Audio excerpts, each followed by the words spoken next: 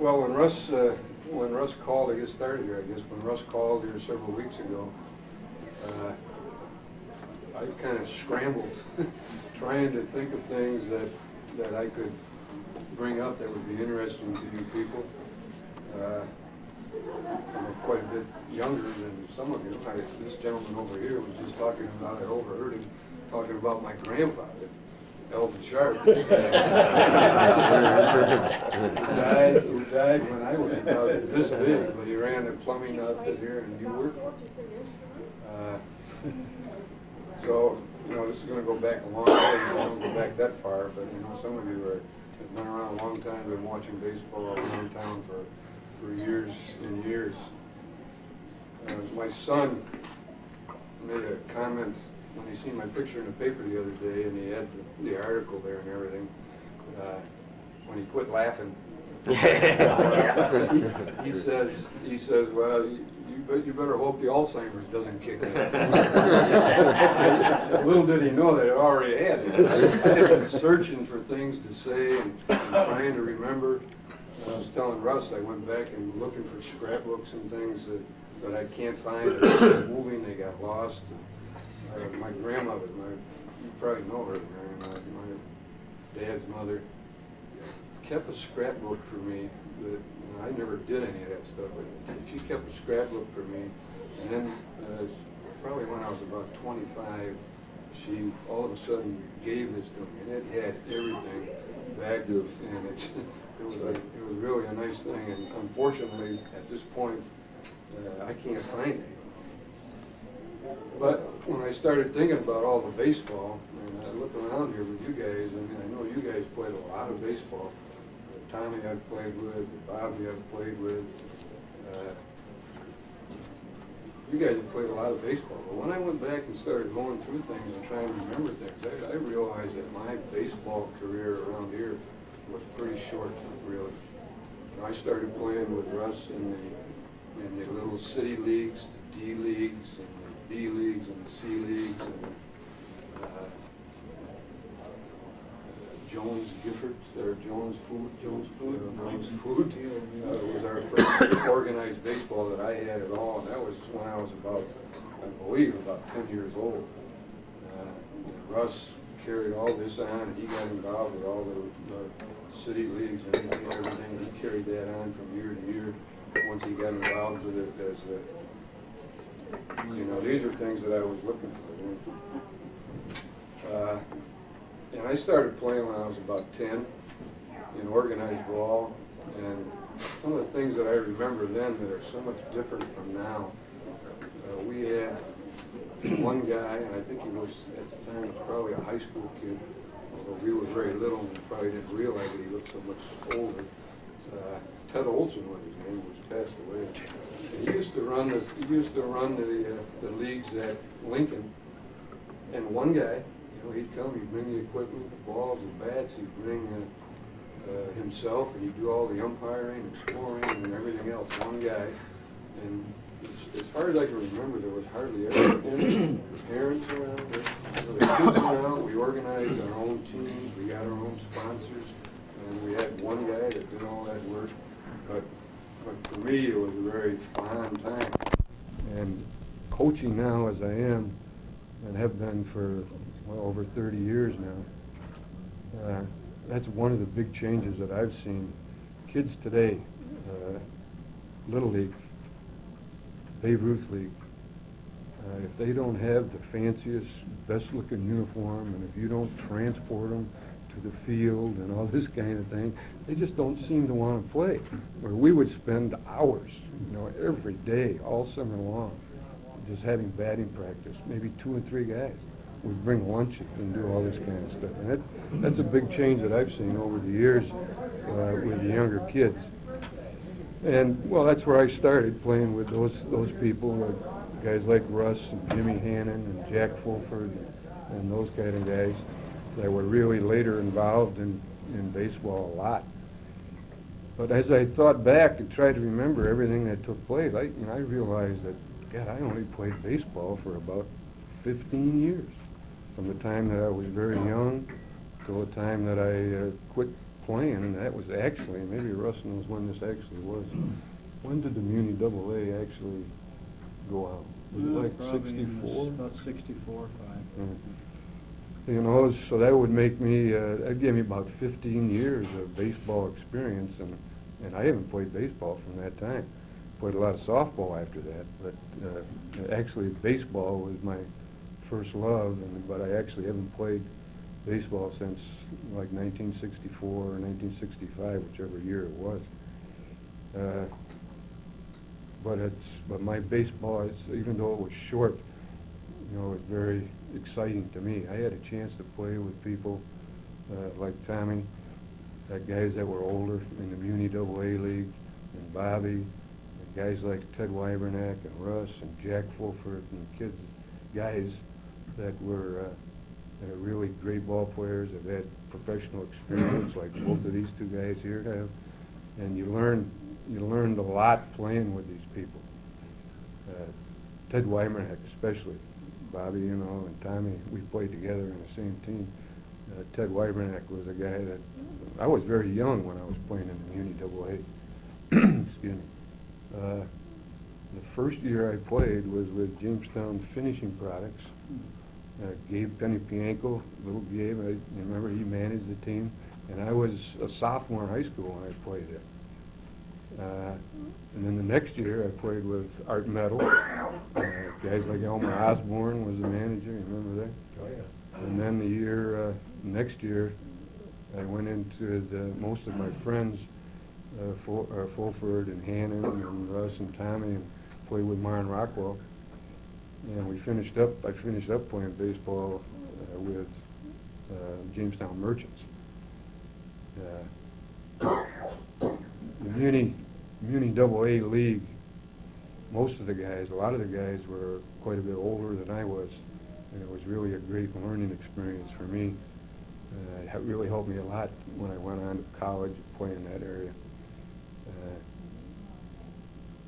But it was very enjoyable for me, and I really learned a lot from guys, the older guys that I associated with and played with, again, like Tommy and Bobby and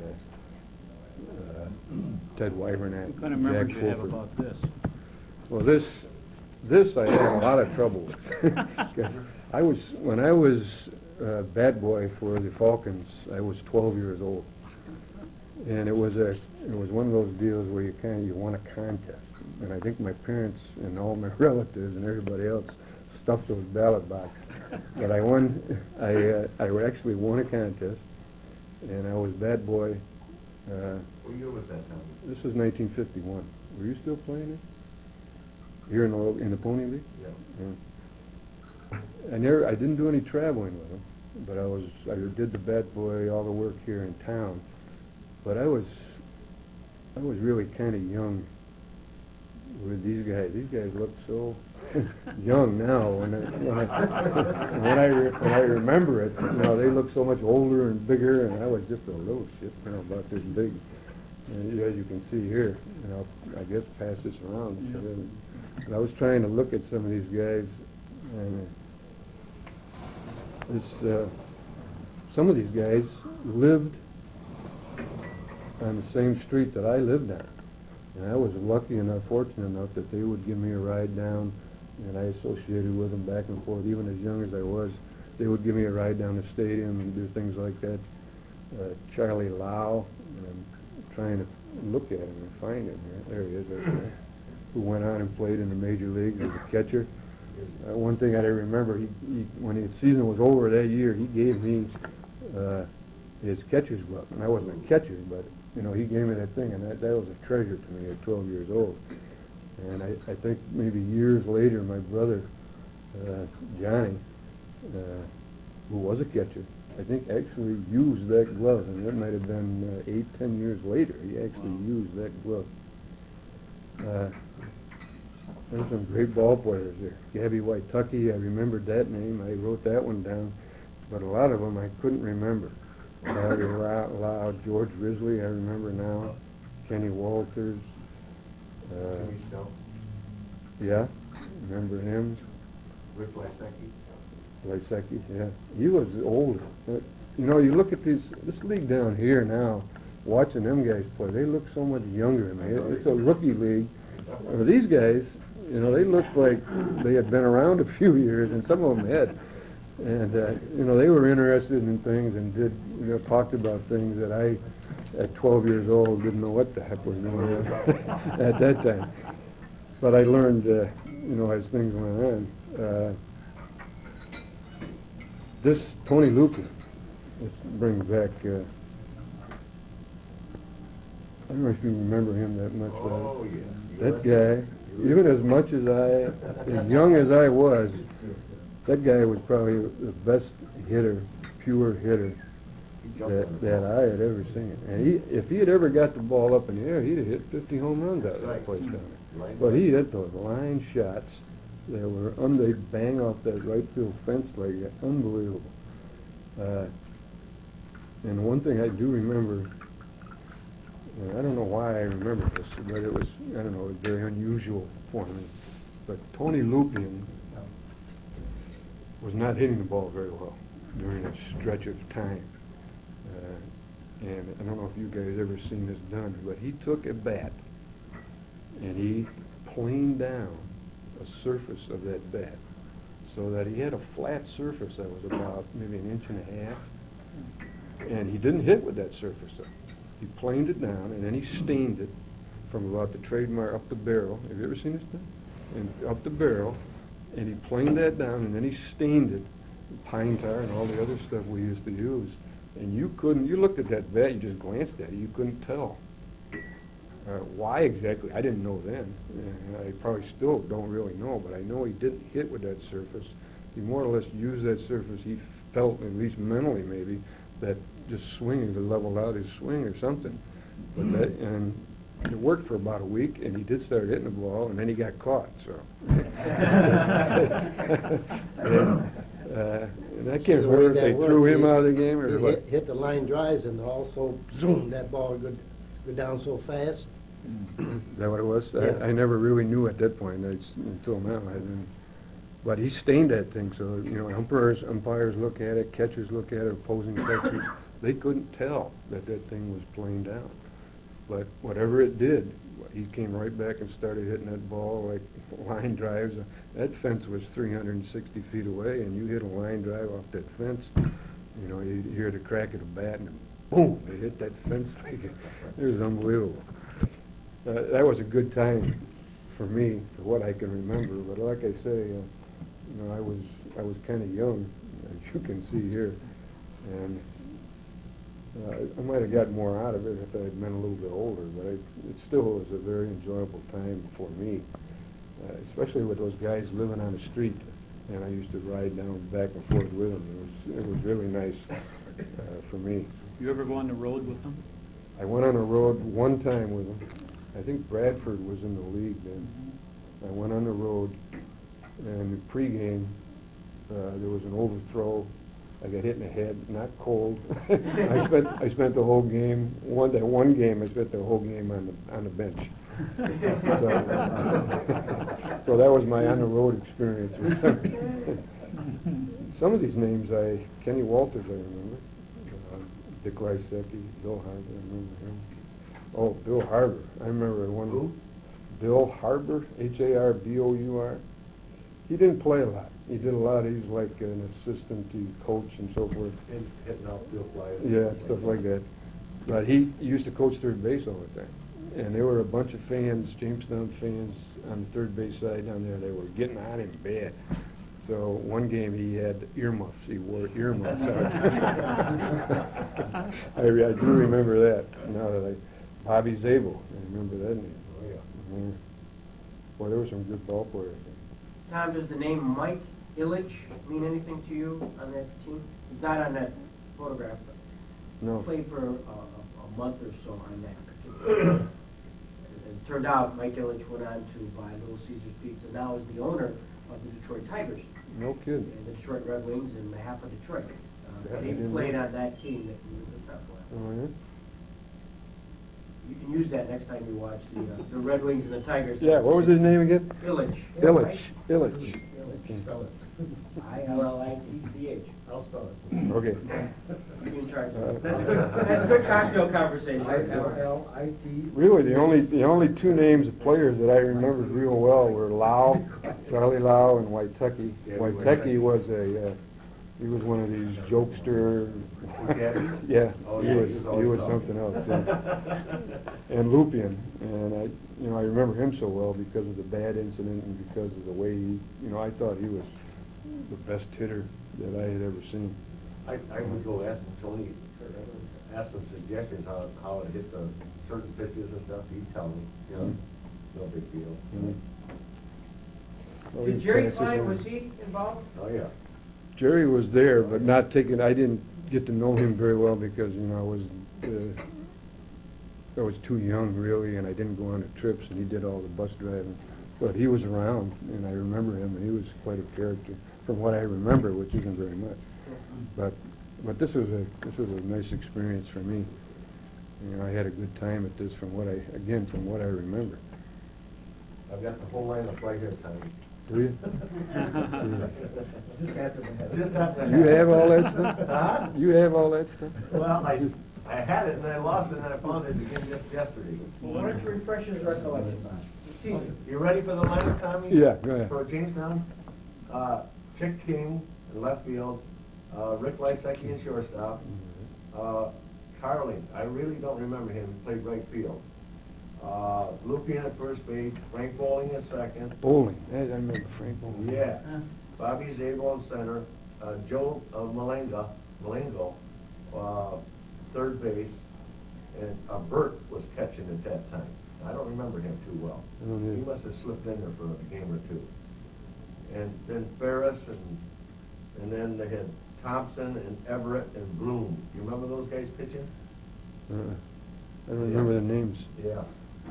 Now, several of those guys played quite a while in the majors. Oh, yeah. Bowling, Lau, Bowling, yeah. Walters. Chick King did. King did yeah. too? Charlie Lau was a batting instructor for the Kansas City Royals. Yeah, for a many long years. time, right, yeah. And White Sox too, right, Terry, until he passed away. You had Some good 4 or players. 5 major leaguers Right, yeah. past that too. Plus a guy that owns Yeah. half of Detroit. Right. Another thing I do remember about that was, that's when these things came into, already my eyes were going bad at that point. I was bad boy, and you're waiting with a guy on deck, and they'd hit foul balls off the screen in the back, and one of your jobs was to go and get those things. And lo and behold, I was having trouble finding the ball. I couldn't see the darn ball, so that's when my glasses came into being at that point. Yeah, because I couldn't see the ball. They discovered, they had to point out the ball, and geez, the kid can't see. So that's. Yeah, he's good with money. You should have gone into officiating. Well, I officiated baseball for 1 year. I officiated basketball for like 8 years, in between all my coaching. When I wasn't coaching, I was officiating, and I actually officiated football for 1 year when I wasn't in football coaching. So I did get some officiating experience, basketball primarily. I did officiate there for like 8 years with Tommy Hurst, right? Yeah. You used to do it then? Tom, when did your experience and all develop with professional baseball? You scouted? Out of high school, I was playing pretty well, and there was two scouts actually that took a real interest. I don't know if you remember Rabbit Swanson from Warren, and there was a Dodger scout from Buffalo, and both of them were interested. Rabbit Swanson took myself, and I don't know if you remember Bud Rowan. Remember Sure. Bud? In fact, he played professionally for like 3 or 4 years, I think with the Red Sox team. Red Sox. Bud was like, in fact, when he lived in Jamestown, we lived right next to each other on Camp Street. And then I moved over on the west side of town, and he moved out into the Lander area, and he went to Northern Area High School. But he was 6'3", 210, big kid, good football player, good baseball player, pitcher. And Rabbit took us to Cleveland, and we were scheduled to work out before the game. Hank Greenberg, you guys remember my one contact with him. He was a great big guy too, like 6'5", something like that. He, unfortunately, would not let me on the field. He said, he told Rabbit, he says, we don't want guys like this, he's too small. We want guys like this rolling. So he wouldn't even let me on the field. So we watched the game, and Bud didn't even want to do it then either. So that was my tryout with Cleveland. The Dodgers, on the other hand, showed a lot of interest. And again, unfortunately, the guy that was going to sign me from Buffalo passed away like in December of that year. So I never did get signed, and I went down. They invited me down, paid my expenses and everything else.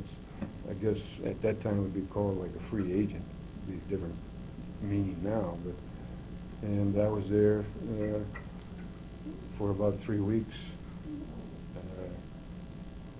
I did some things very well and some things not very well, so it was short-lived. So I went about three weeks in spring training at Vero Beach, which was, even though it was short-lived, it was a great experience for me. You know, I was running, in fact, there was only 2 guys in the whole camp that beat me. They used to run us in 60-yard dashes, you know, like from from home to second, something like that, that kind of distance. And there was only 2 guys, Willie Davis and Tommy Davis, both black guys. And they were the only 2 guys that beat me in the whole camp. I can't remember, my time was like 6'4" or something like that. But there were guys like that there. Frank Howard, that was his rookie year. And, you know, you could associate with him, you know, he's a great big guy. And I had a great time down there. Didn't do as well as I hoped, but it was a good experience for me. So that was my stint in professional baseball. Coming back from there, I continued to play in the Muni League. Got married. Decided after working in Martin Rockwell and getting laid off once, and then getting called back, and then getting laid off again and called back, I said this just isn't going to work. So I ended up I went to a University of San Diego first on a football scholarship. And from that point, I was young and I made mistakes, and one of them was I came home from that opportunity. And I got married after that, and then finally decided to go back to school, and I ended up at Cortland State Teachers College up in Mid-State. And I completed 4 years there, played baseball and football there for 4 years. And then, so by the time I graduated in 1964, it was about the time the Muni League ended, and that was basically the end of my baseball playing time. Played a lot of softball after that, until I got sick in 75. And played a few years after that, but that was basically the end of softball or baseball. My involvement there. When you went to coaching, Tom? From there, it was mostly coaching. I began coaching at Jamestown football in 1965, actually, but I only went through the football season, and I got out of teaching and education and went into the masonry construction business. I guess some of my grandfather's blood leaked out because I liked doing that kind of thing. And I did that for 3 years, and then I went back into education in 1968, and I've been, ever since 1968, I've been coaching football primarily. Coached 2 years of baseball at Jamestown Community College, and I coached 5 years of wrestling, 2 years at Jamestown, 3 years at Frewsburg. Started the wrestling program at Frewsburg when I went down there in 1973, and I've been coaching ever since. Coaching has been, to me, has been something I really love to do. If it wasn't for the coaching, I don't even know if I'd have stayed in education.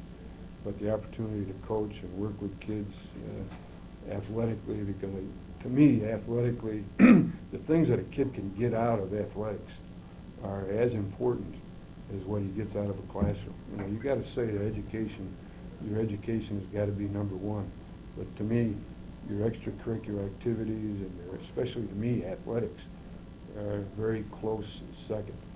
You know, all you guys have been involved in athletics. You know what it's done for you, and if you can pass that on to the kids that you're coaching, and they get those kind of opportunities to do the things that you did, and you're able to teach them not only to play well, but to be a good athlete, which means more than just the ability. I mean, you got to be able to. You got to win, and win with some dignity. You got to be able to lose, and lose with dignity, and all these things that you try to teach kids, motivate them, and what commitment means, and what responsibility means, and things like this. To me, are so important to a person's life, to a kid's life. That's why I enjoy coaching so much.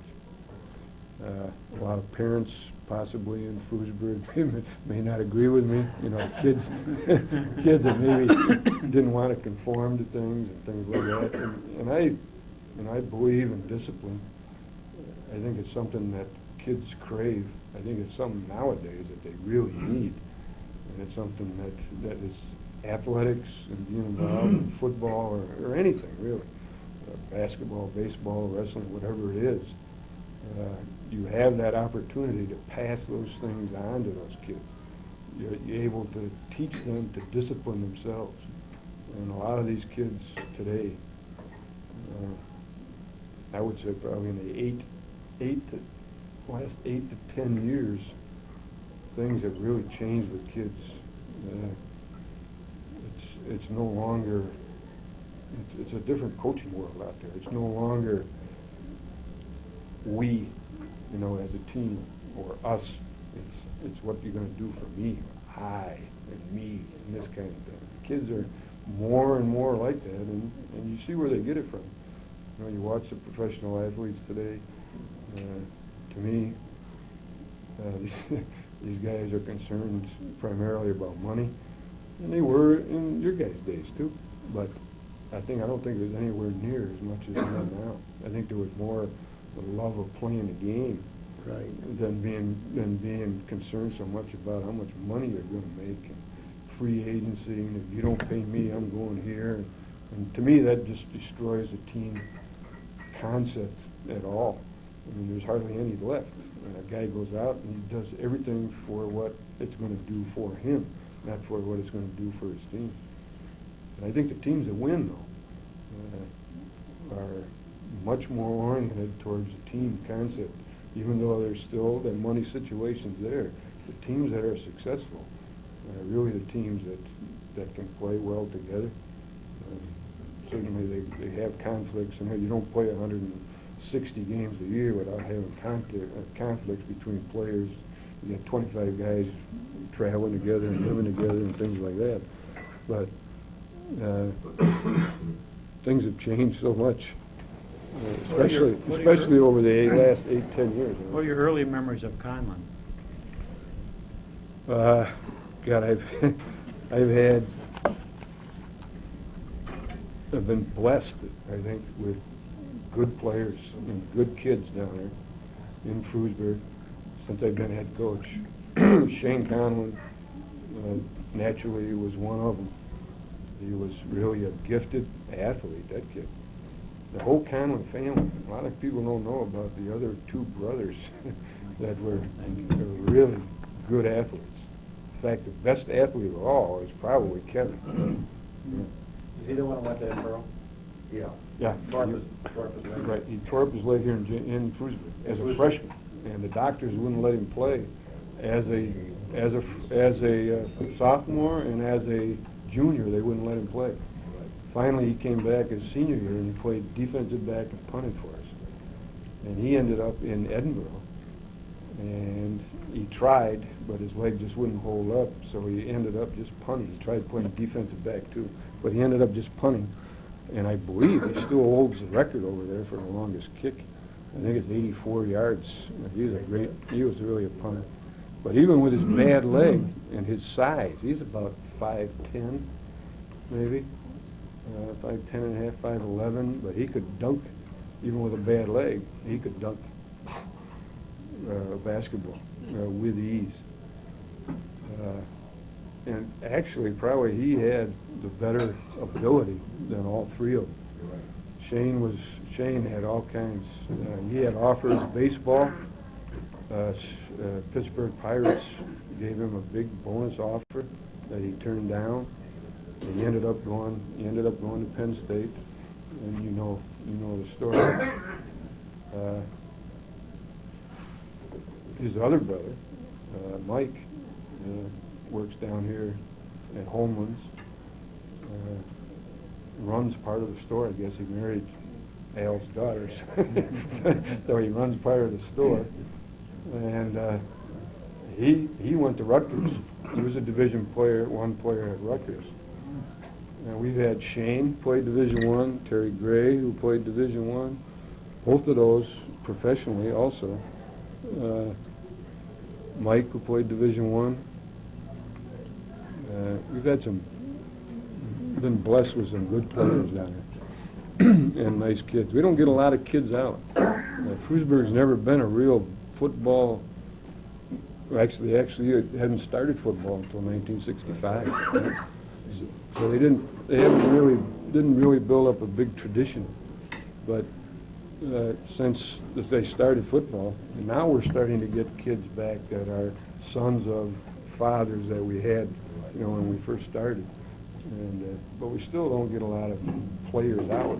But the ones we get, nice kids, good kids, good players. Shane Conlon really didn't have much of a chance between your coaching and Joe Paterno. No, he He had no chance. didn't have a chance. There's no way. I don't know how he succeeded. Well, he always says things like he gives me a lot of credit for getting him in down there and his early coaching and all that stuff. And what I tell him is that kid, regardless, it doesn't matter who would have coached him. I spent a lot of time, because I talked to Shane about that. Yeah, but it doesn't matter because who would have coached him or anything else, it wouldn't have mattered because that kid had, everything it takes to be a real professional athlete, the right attitude. You get a lot of kids that have good ability, good speed, good size, do everything, but they never seem to cut it because they don't have it from here up. Their attitude is not the best in the world. Right. Who's your best, most dedicated ball player, though? Most dedicated that you haven't coached? Most? How about Johnny Treadway? Johnny would rank right up there. You bet he would. That's that group right there that played with Shane. People don't really, all I hear about is Shane, but geez, there was some Johnny Treadway was one. There was a lot of other good kids playing there. Johnny Birch was probably one of the best running backs and defensive backs that I ever coached. But he never got the recognition that Shane got. Right. But he was a great player. They had a lot of good players. They had a lot of good teams. They had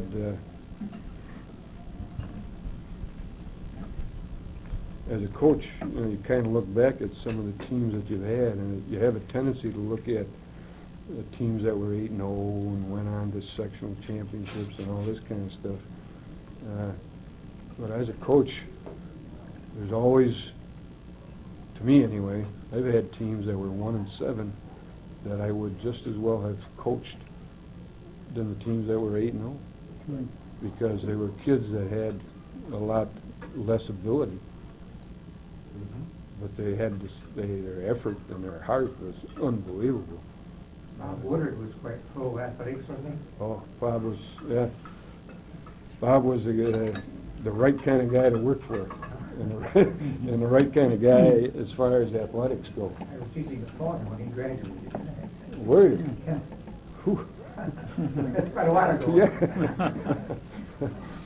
I went to college with him. With Bob? Did you?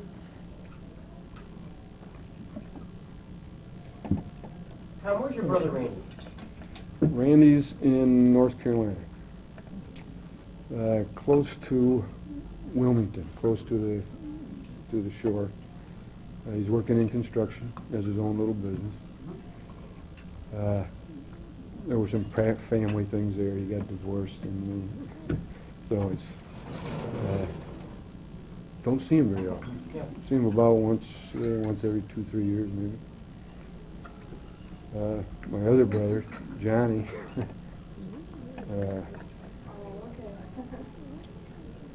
yeah, he's the one that won a lot of money in a lotto drawing. But that was exciting. Yeah, he lives in Spokane. He's at the Masters right now, so down here this week. He won a big bunch of money in a lotto drawing in Montana, $47 million. He just bought that on a lark? Just bought that ticket on a lark? And his wife, yeah. Well, they had cattle, and they had the cattle, she had them numbered or something, and she used the number of the cattle for the numbers on the lotto ticket. And the damn thing come in. And he won 47? $47 million. It must have been a surprise phone call. That's better coach of football, Blueberg, isn't it? Right. Or more lucrative, I don't understand. I don't know. I hear some of the stories and some of the things that he goes through. Be amazed how many people are after you for money when they know you got money. But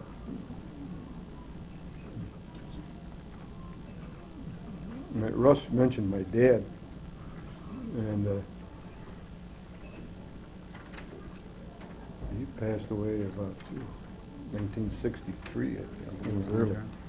But he was very instrumental in starting Little League baseball with Glover. Remember Glover? Yeah. And he was very instrumental in starting. I think at that time the Babe Ruth was called Little Bigger League. Yeah. And I played in the first teams in the league that they had, Little Bigger League. Had to fill down My back to center dad, field. my dad was very instrumental in starting both of those programs Yeah. here in town. Apparently your eyesight never bothered your athletic career. No. You wore glasses? I wore glasses from the time I got them when I was a bat boy for the Falcons up until I went to college, and I got contact lenses. And I wore contacts right up until I got sick in 1975, and after that I couldn't wear them, so I wore glasses ever since. Speaking of glasses and your contact, you recall the day I played left and you was playing shortstop? And we lost the lens, and we found Boom. one of those lenses popped out. Hey, and and I that can't believe it, how, what's his name, found that Spike Nelson, looking at a nice ball game, you know, all the lights were on and everything, and he, by God, he spotted that. It popped right out for him, and we both Yeah. collided there. How did they find those contacts on a hockey rink? I had no idea. You get, once in a while, if you're lucky, you see a reflection of them. But other than that, like in that grass that day, I didn't think we'd ever find it there. But he went right out, picked it up like that. It was Spike could do that. A pointer. yeah.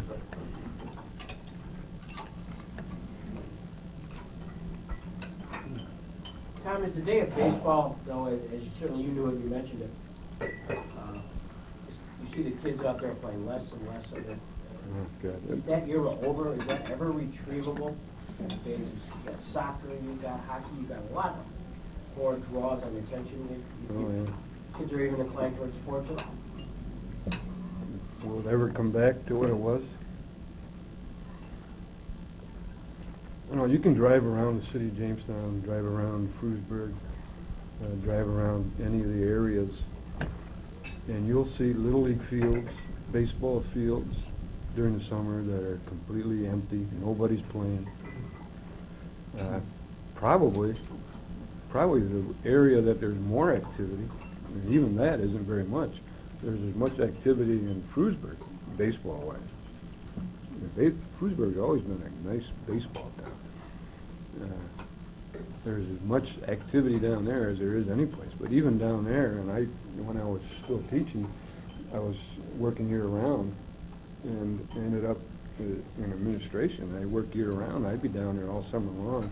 And very seldom on those fields right at the high school did you ever see, during the day anyway, ever see any activity on those fields. And like I said, when we were kids, and I'm sure when you guys were kids too, it was, you were playing all the time. I mean, we just went day after day. And there wasn't months, the one thing I don't, like Little League, kids play through May. I may have the dates wrong here, but they play through May, and then the majority of the kids never play baseball again till the next year. June, July. What happened to June, July, and August for these kids to play baseball? You know, it's gone. They just don't do it. It's the all-star thing. And the only trouble is with that, you only get few kids involved in it. There's a lot of kids that maybe could be good ball players that never again play. I don't know if that's retrievable or not, whether that'll ever come back. But it's really sad when you drive around and look at these nice fields. The Little League fields here in Jamestown, the fields up at Bergman, fields all over the place, really, which this guy here is probably as much responsible as anybody to get in those fields. And you go around during the day, and there's hardly any activity at all in those fields. I was thinking of that also when I said I played baseball for a short period of time, actually, compared to you guys. How old were you when I was playing? Like, I was 25, I think, when it ended. You had to be 40? No, about 30, 31. You look for it. I quit playing, I was 36, and I went and played golf. I thought you were old. Ted was older. Was Oh, Ted? Ted older? He was about at least 6, 7 years older than I. Ted played for a long time. Yeah, I only played for like 15 years, but I'll bet that I got more playing time in, played more games, and actually played more baseball than people who played nowadays would maybe play for 30 years. Because remember the Penn York League? We were sometimes playing, Muni League, we were playing down at the stadium. Sometimes we'd play 3 games there, and the Penn York, or 4 in a week. And then we go into the Penn York League, and we play double headers. Saturday and Sunday. Yeah, and we were playing games that, a lot more games than they do nowadays, yeah. And when the Muni Double A, or the Penn York League went first, and then the Muni Double A went, all that was left was the County League, and you had 1 game a week with them. And it just wasn't enough baseball. We played a lot of baseball. I think that one year we played 66 games. And that's probably from May till end of August. Yeah, we played as soon as the weather was breaking. We'd get in there and we'd be playing all of August, yeah. Because football, in those days, high school football, and I was playing when I was in high school with the Muni League, high school football didn't start till September 1st in those days. Nowadays, it starts, last year I think we started August 1st of August. 15th or something like that. In fact, right now, football in New York State is wide open. You can get together with your team and practice with your team any darn time you feel like it. Really? Oh, yeah. So, which I don't know if that's good or bad. For larger schools, it probably is good because they have less kids that play 3 sports. But down in Frewsburg, we got so many kids that play 3 sports that it's very difficult to get them involved in the one sport as much as they can in a larger school.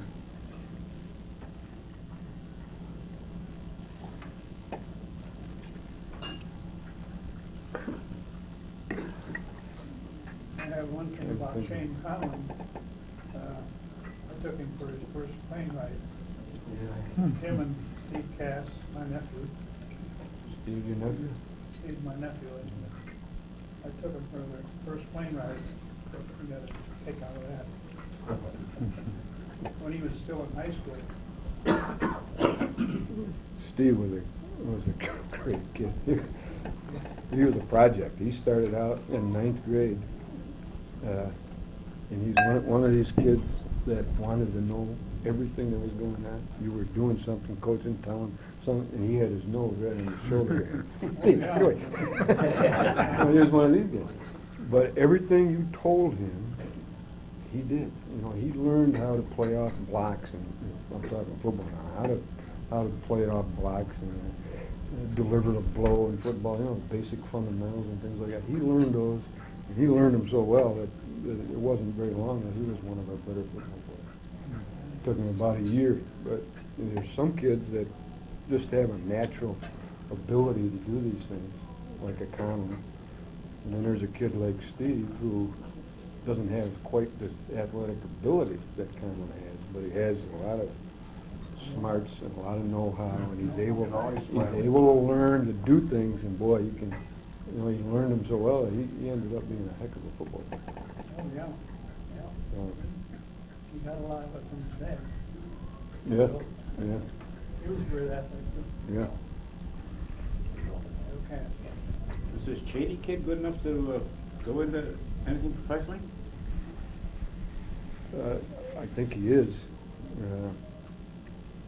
When Bobby and I were talking about, from here up, you have some kids that have all the ability in the world.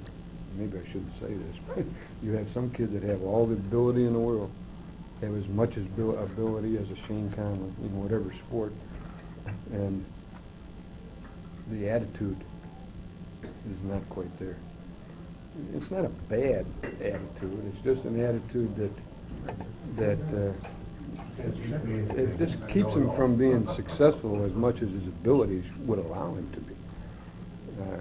He's a nice kid, you know, but guys that have Shane Conlon's ability and make it to that level are really fierce competitor type people.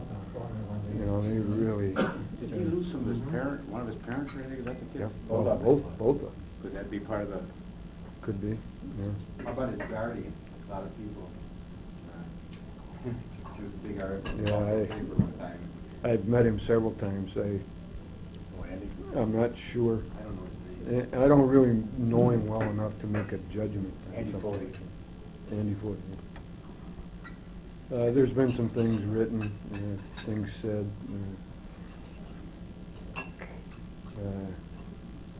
As far as my working with Danny's a nice kid. You know, I worked. How about this great boy you have that graduates this year? He's a good athlete. He's a good kid. My son said he's very polite. Pardon? Very polite and very, Oh, he's worked some of your games and he's one of the best kids just you saying, want. yes, sir, no, sir, thank you, sir. Right.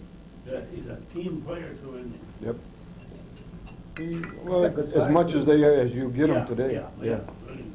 Compared to maybe 20 years ago, maybe not so much. But today, these kids, to me anyway, you have parents that are there constantly. Never let the kid do anything on his own. Like they're videotaping everything the kid does, and they not only want to just videotape it for history, for posterity. They want to use it for. They're sending tapes to colleges. They're actually becoming part of the coach's job, of trying to get the kids into college and recruiting and things like this. And sometimes it becomes a real problem, not with Chris, but with some parents who I think kind of teach their kids about I and me, and they forget totally about the team and what the team, that team effort has got to go first. You know, when the year that Shane graduated, when he won the league, Yeah. that last game, I stood right on the sideline. I knew that would come up, yeah. Right at the sidelines, right at the end zone. Yeah. When he come around the end there, that play you had was student body right there. He come around the end there, and the look on his face, there wasn't anybody in this world was going to stop him from going in that end zone. Nobody. That was an unfortunate game. Both of us were undefeated going into the game, and they had a good team, and we had a good team. Who were you playing for? No, this is Panama. Oh, Panama. Yeah. And we were beating them very badly. It was like 30-0 or very close to it. But during that game, things had gone on that really upset me. It's the only time I've ever done it in my life, because I usually do exactly the opposite. When I get a chance to put kids in, kids that have been working in practice and don't matter what their level they're at, if we get a chance to play them, I play them. In this particular game, fans from the other side, and I know coaches can't control fans, but fans from the other side, we'd get a kid hurt, we had Mike Green hurt, and they'd say, too bad it's not Conlon, things like that. They were making comments like that. And they were going down, blocking in the secondary. Instead of blocking somebody, they were throwing punches and things like this. And it just upset me that their coach, I didn't think, was controlling their kids very well. And we didn't need to score that touchdown that you're talking about, but I put him back in because, and that's the only time I've ever done it in my life, and I probably shouldn't have done it then. But it just upset me to the point that we can't allow stuff like that to go on. And I told the coach after the game exactly why I did it. And one of the kids that was doing it was his son. Yeah. And they were going down. We have it on film, time after time. And instead of throwing a block on somebody downfield, they were coming like this. And they were here, boom, boom, hitting guys.